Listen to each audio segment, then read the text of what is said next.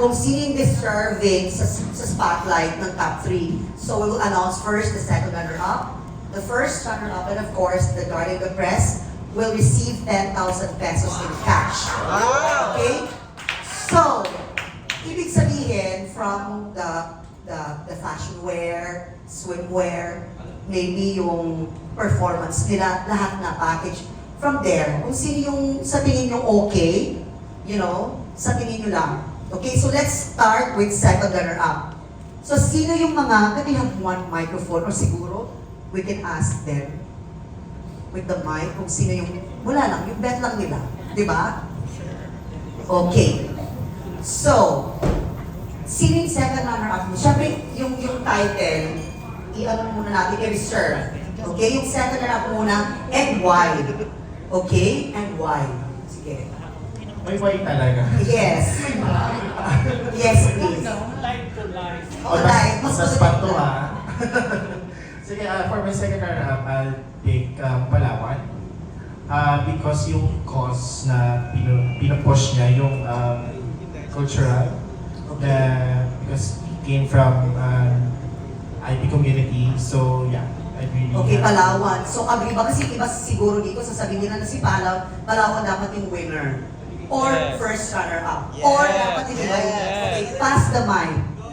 So what can you say na second runner-up daw si Palawan? Baka pwede pang matanggal, baka pwede pang mag-title. Nakunin yung mic. Ako, for me, my second runner-up will be Nueva Ecija. The reason why is because he's raw, the potential is there, and someone that can be built the great man of the Universe Philippines. Thank you. Okay, next we have Palawan, we have Nueva Ecija. Next, bilisan natin. Okay, second runner for me was the one that I asked, Laguna. Laguna. Okay. Okay, next. I'll go for Baguio City. Baguio City. Bakit? I think amongst the batch for this year, he has the freshest look or beautiful look amongst them. Okay, so pass natin yung mic dito sa ating mga bisita. Okay, so we have Baguio, we have Laguna, at Nueva Ecija, and we have Palawan for second.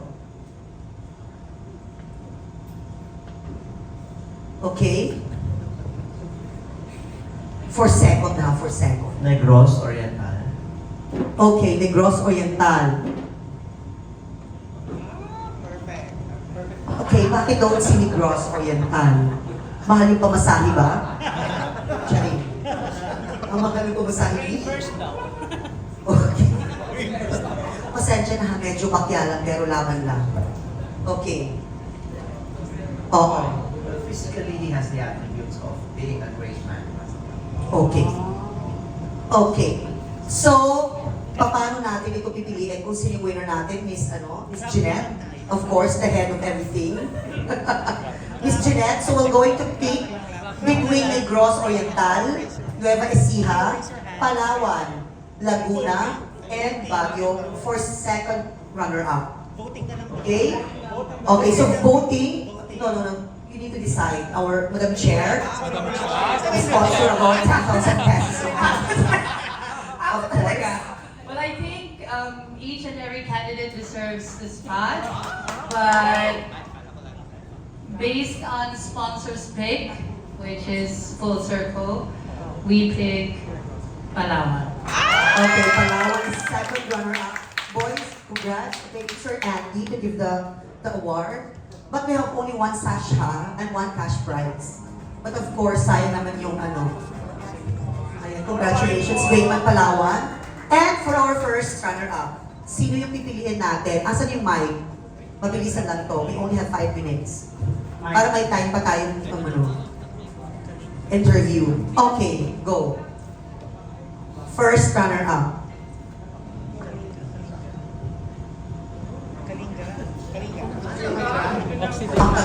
Hello, I think it's Cabanatuan. I love his answer actually in the Q&A portion. Next po. Next.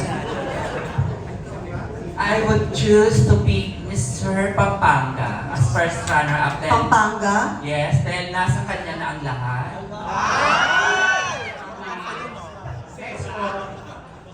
I'll pick Occidental Mindoro. Occidental Mindoro. Next, Quezon Province. Quezon Province. Yes. Isa na lang. Ifugao po. Ifugao. Okay. So I have a special guest here. Actually, mga doctors ito sila. Okay, please introduce yourself, Doc. Good afternoon, I am Dr. Azores. They call me Doc A. And of course, the Josa. Pleasant afternoon, everyone. I'm Dr. Rose Nolasco. So, sila yung mga piliin natin nung first runner-up sa kanilang dalawa. So, mag-usap sila. Bigyan natin sila ng 1 minute.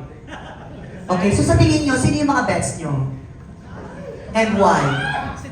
Gusto ko sumagot si Lala. Si Miss Lala Roque. Charing.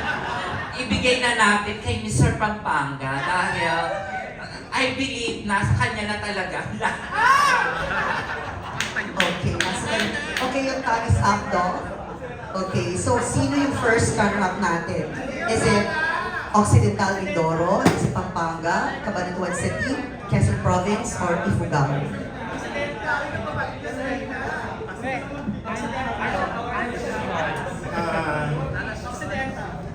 Actually, I believe all of them deserve to be on the first place. But discussing it up with my colleague here, I would rather go with Pampanga.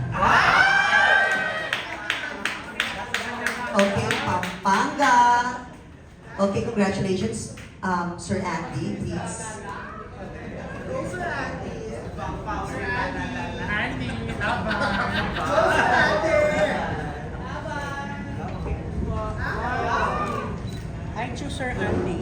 Thank you so much, Sir Andy from Monarch Montage. And now, the moment we've been waiting for to present the award for the Darling of the Press winner, may we call on Miss Ashley J. Francisco and Miss Shandy Montecarlo din.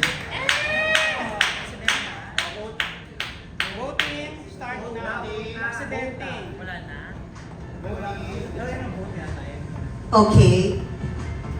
Akala ko ba si Leo? Mamimili ba? Yeah, Leo Cup. Yes, mag-ibigay na tayo. Leo, yeah.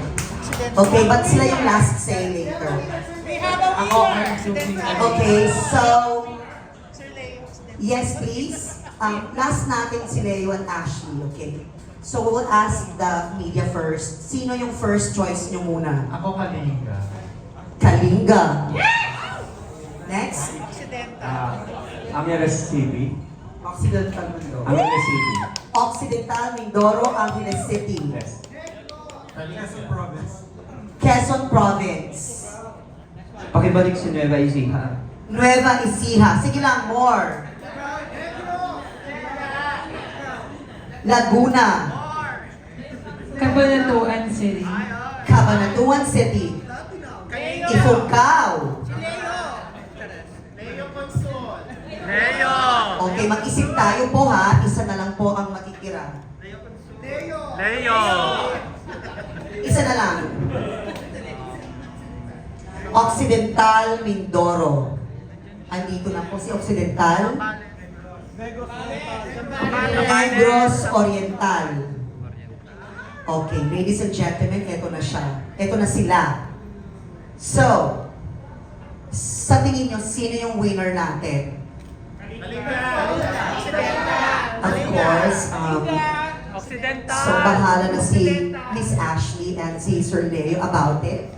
Please come forward dito sa harapan and why. And of course, we're going to announce the winner.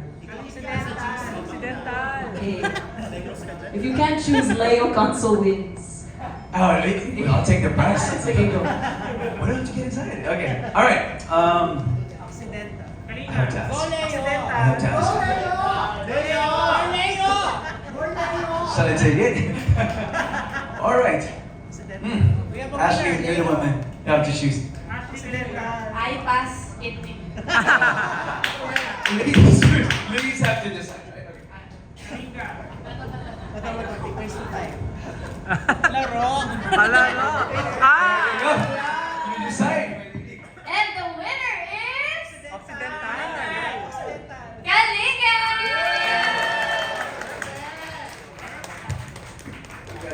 Congratulations to our darling of the press for today, Kalinga, Mr. North. Picture na po. Yan. Thank you everyone for your participation and great job. Yes. Yung tatlo po. Sige po. Again, thank you everyone, all of our Three winners. winners. Please move forward for another picture. And congratulations again to all of our candidates on your participation. I wouldn't want to be you right now. That's very difficult. So. Center. Center.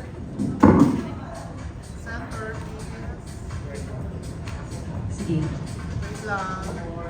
Now, before we close out our program, we'll be inviting our two judges from earlier. Please welcome our doctors and sponsors of today for a short message on, of course, beauty and preparation for our candidates as they move towards coronation night.